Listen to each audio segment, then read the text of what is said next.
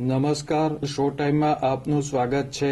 ભાવનગર શહેરમાં રસ્તે રખડતા ઢોરની સમસ્યા યથાવત રહી છે। શહેરના કુંભારવાડા વિસ્તારમાં ગાય અડફેટે એક બાળકને ઈજા પહોંચી હતી।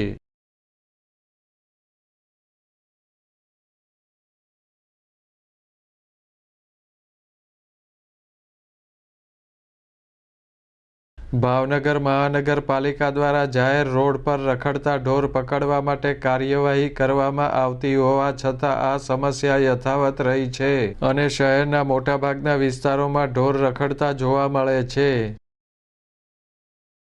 ભાવનગરના કુંભારવાડા વિસ્તારમાં આજે એક બાળકને ગાય અડફેટે ઈજા થતાં બાળકને સારવાર માટે હોસ્પિટલ ખસેડવામાં આવ્યો હતો।